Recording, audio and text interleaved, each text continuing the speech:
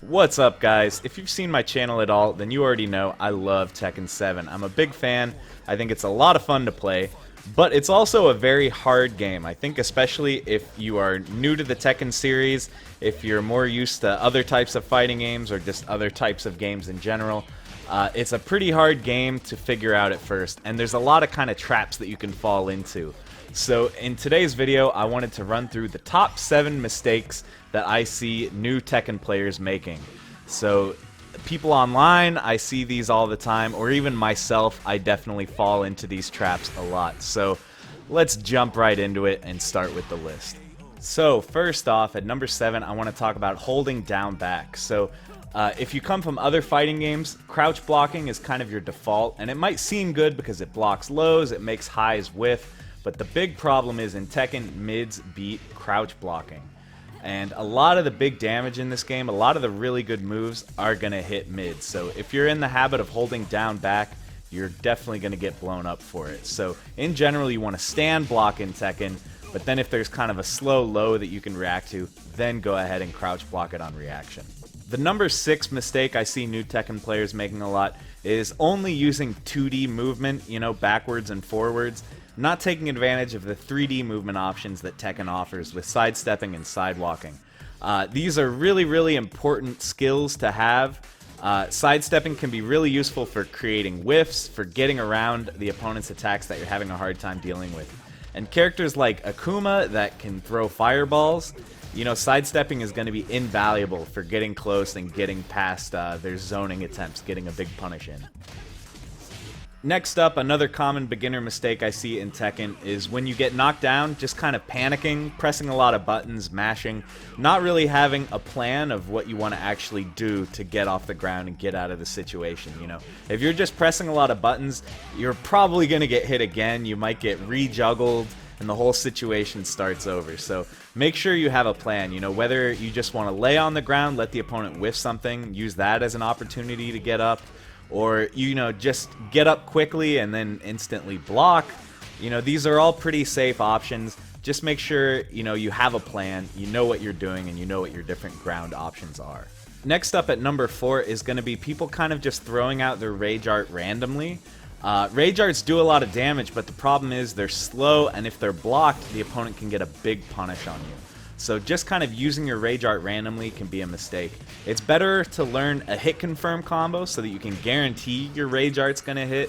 That way you know you're not going to risk getting that big punish. Or if you don't think you're going to be able to land a combo, you really need a Hail Mary. A rage drive can be a good option. These tend to be a lot safer than rage arts. A lot of them are completely safe on block, and a lot of them also lead into combos if they hit. So make sure to learn your character's rage drive as well and incorporate that into your game. The next mistake I see a lot from beginners is they go into training, they pull up the move list, and they check out their 10-hit combo, and they just kind of learn that and use it all the time.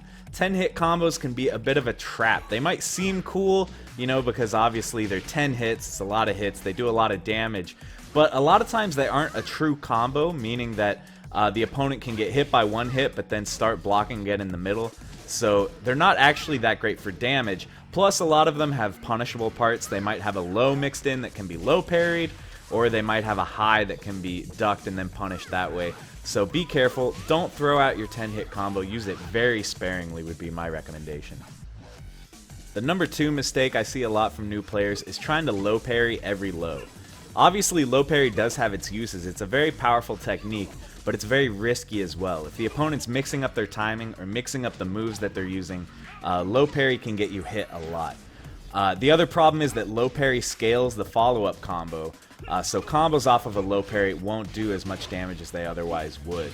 Generally, blocking and hitting them with a while standing punish after you block the low is going to be a better option, and you get a lot more damage that way, plus it's safer.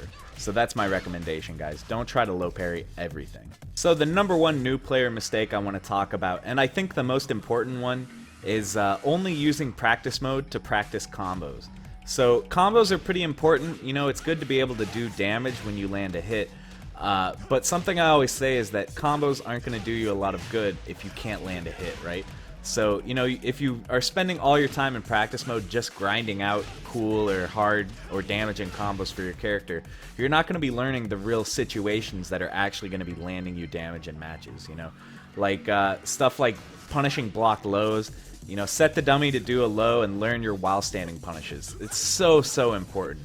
Or like punishing blocked launchers. Find out what are your fast punishes for moves that aren't that punishable versus your slower punishes for moves that are very punishable. You know, this is such important stuff. Or like strings.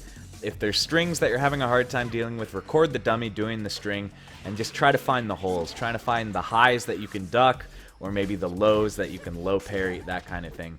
This is going to make such a big difference in your gameplay.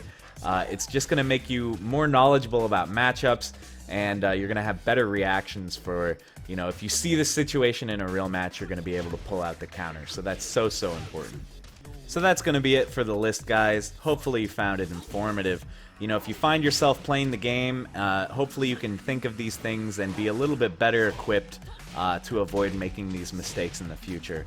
So thank you very much for watching. If you liked the video, please consider leaving a like below and hitting subscribe so that you can keep informed with the new videos that I'm putting out and the live streams that I'm going to be doing here on my YouTube channel, including the one tomorrow from 7 to 10 Eastern.